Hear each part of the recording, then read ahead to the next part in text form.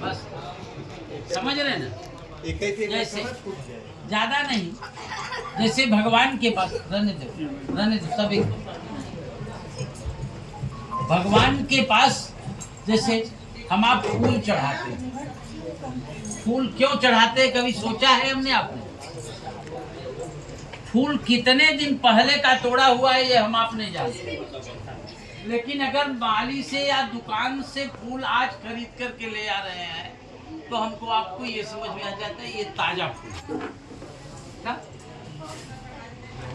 फूल इसलिए चढ़ाते हैं जिस प्रकार से फूल हर समय हरा भरा रहता है, मुस्कुराता रहता है, उसी प्रकार से हमारे जीवन में मुस्कुराहट बनी है। समझ बात आ गई? अब इसके बाद में भगवान के पास हम वस्त्र चढ़ाते हैं। वस्त्र क्यों चढ़ाते हैं? वस्त्र माने कपड़ा चढ़ाते हैं। जैसे अब रोज की पूजा हम आप करते हैं तो रक्षा सूत्र ही तोड़ करके चढ़ा देते हैं, लेकिन कभी कभी पूजा करते हैं तो उनको महिलाओं का महिला का परिधान, पुरुषों को इत्यादि इत्यादि देते हैं। इसलिए देते हैं कि भगवान मेरे जीवन में कपड़े की कमी कभी न हो, तन ढकने के लिए मुझे कपड़ा जरूर चाहिए। जैसे द्रौपदी को आपने सुना होगा, द्रौपदी ने श्री कृष्ण की अंगुली कटी थी तो अपना आंचल फाड़ करके थोड़ा सा रखी, लेकिन जब द्रौपदी की लाज जाने लगी तो श्री कृष्ण ने उस थोड़े से कपड़े के बदौलत कितना कपड़ा दिया, उसकी एक सीमा नहीं हुई। कपड़ा इसलिए हम आप दान करते हैं कि हमारे आपके जीवन में कभी कपड़े की कमी न हो, वस्त्र से तन ढकने की व्यवस्था पूरी रहे। इसके बाद में भगवान के पास में हम आप नैवेद्य चढ़ाते हैं। नैवेद्य क्यों चढ़ाते हैं? मिठाई भी चढ़ाते हैं, हलवा भी चढ़ाते हैं, पूड़ी भी चढ़ाते हैं और फल भी चढ़ाते हैं। तो मिठाई और हलवा पूड़ी क्यों चढ़ाते हैं? कि भगवान मेरे जीवन में भोजन की कमी कभी न, भोजन की कमी कभी न, इसलिए भगवान के पास हम भोज्य वस्तु चढ़ाते हैं। जैसे शास्त्र ये कहता है ना कि दिन नष्टम कुभोजनम जन्माष्टम कुभार्या, दिन तब नष्ट हो जाता है जब समय से भोजन न मिले, होगा पूरा दिन बेकार, और जीवन तब नष्ट हो जाता है जब पत्नी अनुकूल नहीं हो, तो व्यक्ति का विकास निश्चित हो जाता है। पति कुछ कहे पत्नी कुछ कहे तो गड़बड़ मान जाए। इसलिए भगवान के पास हम आप भोज्य वस्तु चढ़ाते हैं कि समय से मुझे भोजन मिले, भले ही नमक रोटी मिले, कोई दिक्कत नहीं। लेकिन इसके बाद में नैवेद्य के बाद में हम आप चम्मच से जल 3 बार गिराए कि नहीं? आप जल इसलिए गिराते हैं कि संजोग से कभी मेरे जीवन में भोजन की कमी हो जाए, भोजन न मिले तो जल जरूर, क्योंकि जल ही जीवन होता। हमारे आपके शरीर में 70% जल है। भोजन आपको महीनों न मिले चल जाएगा, लेकिन जल अगर 15 दिन न मिले तो चलने वाला। इसके बाद में लौंग इलायची भी आपने चढ़ाया। लौंग इलायची क्यों चढ़ाते हैं हम आप? कभी बुखार खांसी जुकाम इत्यादि आने लगता है तो हम आप दवा लेते हैं ना, तो भगवान को दवा भी हम आप चढ़ाते हैं। ये काल पाल दवा नहीं चढ़ाते हैं, ये आयुर्वेदिक औषधि है। खांसी आती है तो माताएं कहती है ना कि लौंग को भून करके दे दीजिए तो खांसी समाप्त हो जाएगी। इसी प्रकार की ये व्यवस्था बनती है। इसके बाद में आपने फल चढ़ाया। फल क्यों चढ़ाया? फलेन फलितम सर्वम त्रैलोक्यम सचराचरम तस्मात् फल प्रदानेन पूर्णा संत मनोरथा। फल इसलिए चढ़ाते हैं कि जैसे हर व्यक्ति की पूजा में जाने का कोई न कोई फल होता है या पूजा करने का कोई न कोई आवश्यकता होती है, तो फल इसलिए चढ़ाते हैं कि भगवान मेरे कामना की पूर्ति जरूर आप करें। और इसके बाद में फल के बाद में आपने दक्षिणा भी चढ़ाया। दक्षिणा क्यों चढ़ाया?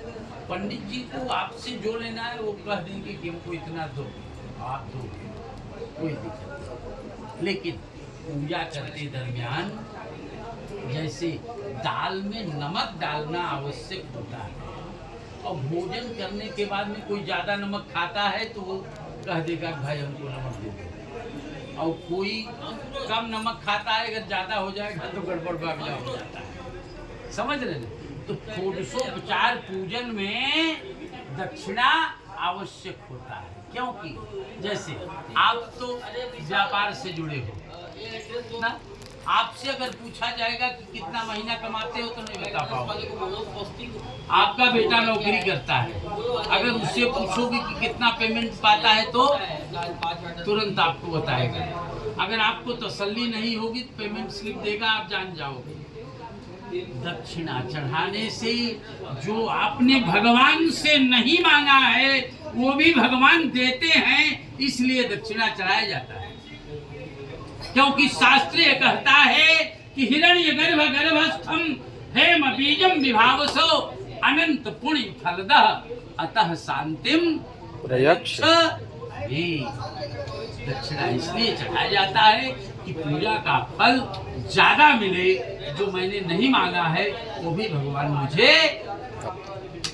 इसके बाद में दक्षिणा में, जैसे दक्षिणा मैंने भी नहीं बताया आपको, आपने भी नहीं पूछा, दक्षिणा भगवान के अनुकूल है कि प्रतिकूल है ये बात नहीं। इसके बाद में प्रदक्षिणा भी किया जाता है। प्रदक्षिणा ऐसे कर लीजिए, क्योंकि प्रदक्षिणा करने का फल क्या होता है कि दक्षिणा देने में यदि कोई त्रुटि हुई होती है तो प्रदक्षिणा करने से उसकी पूर्ति हो जाती है। क्योंकि यानि कानि च पापानि जन्मांतर कृतानि च तानि सर्वाणि नश्यन्तु प्रदक्षिण पदे पदे। जो भी कार्य हम आप करते हैं उस कार्य में यदि कोई त्रुटि हुई रहती है तो प्रदक्षिणा करते हैं तो उससे उसका साइड इफेक्ट समाप्त हो जाता है। और ये पूजा में, चूंकि हर व्यक्ति पूजा में आया है तो कुछ न कुछ पुण्य प्राप्त करेगा ही, और भगवान इसीलिए कहते हैं क्या कि रिक्त हस्ताम न गच्छत राजानम देवताम गुरु। सुदामा भी भगवान के पास जाने के लिए पत्नी के कहने पर जाने के लिए तैयार हुए तो कहे कि सुदामा अपने पत्नी से कहे कि सुशीला मैं खाली हाथ नहीं जाऊंगा, द्वारिकाधीश मेरा मित्र है लेकिन इस समय द्वारिका का राजा है, क्योंकि शास्त्र ये कहता है कि रिक्त हस्ताम न गच्छत राजानम देवताम गुरु। खाली हाथ राजा के पास नहीं जाना चाहिए, खाली हाथ देवताओं के पास नहीं जाना चाहिए, और खाली हाथ गुरु के पास नहीं जाना चाहिए। आप जितने लोग आए हो सारे लोग कुछ न कुछ भगवान के पास लेकर के आए हो, ये निश्चित है, इसमें कोई संदेह नहीं। लेकिन सुदामा जब गए कहा, द्वारिकाधीश के पास गए, सुशीला के पास चावल नहीं, कुछ कोई भेंट देने की वस्तु नहीं थी। पड़ोसियों से चावल मांग करके लेकर के गई और कुटली में बना करके दी और कही कि आप लेकर के जाओ। अब जैसे किसी रिश्ते में हम आप अगर जाते हैं, वहां पर अगर काजू कतरी खाने को पाएंगे तो पार्ले जी पैकेट में लेके गए हैं बच्चों को देने के लिए, तो निकालने की हिम्मत पड़ेगी। सुदामा सोच रहे थे कि ये इतने बड़े राजा के पास में मैं चावल के टुकड़े को कैसे दूं, संकोच कर रहे थे। तो द्वारिकाधीश ने कहा क्या कि पत्रम पुष्पम फलम तोयम यो मे भक्त्या प्रयच्छति तदहम उपहृतम असनामि प्रयतात्मनः भाई मित्र, आप ये मत सोचो कि मेरी भाभी ने मेरे लिए क्या दिया है। संकोच मत करो, किस भाव से मेरी भाभी ने मुझे दिया है वो मुझे दे दो। तो भाभी का तो भाव यही था कि अपनी गरीबी दूर हो जाए। तो चावल को जैसे ही लिया और दिखाई दिया कि मेरी भाभी अपनी गरीबी दूर करने के लिए मुझे चावल दी। पहली मुट्ठी खाई और मन में ही तुरंत विश्वकर्मा को बुलाया और विश्वकर्मा को तुरंत भेज दिया था सुदामा के गांव। कहा कि जैसे द्वारिका का राज्य बना है, उसी प्रकार से सोने का सुदामा की नगरी बना है। तो भगवान के पास जो सेब फल इत्यादि आप ले आए हैं, मिठाई इत्यादि ले आए हैं, लाने का भाव भगवान देखते हैं। ये नहीं देखते कि ये काजू कतरी मलाई रबड़ी है, नहीं, केवल किस भाव से आपने समर्पित किया उस भाव को देखते हैं। उसी प्रकार से हमको अब रही बात ये दूसरी व्यवस्था में सुदामा की भी गरीबी दूर हो गई और तीसरी व्यवस्था में भगवान की भक्ति हर समय बनी रही। क्योंकि हमारे आपके पास क्या है, तन पवित्र सेवा कियो, मन पवित्र हरि नाम, धन पवित्र तू दान कियो, हो त्रिविध कल्याण। तन की पवित्रता सेवा करने से होती है, मन की पवित्रता कीर्तन करने से होती है और धन की पवित्रता दान करने से। ये तीनों हर व्यक्ति के पास रहता है, चाहे कम रहे चाहे ज्यादा रहे, लेकिन भगवान से जुड़ने का एक माध्यम होना चाहिए। बोलिए यज्ञ नारायण भगवान की।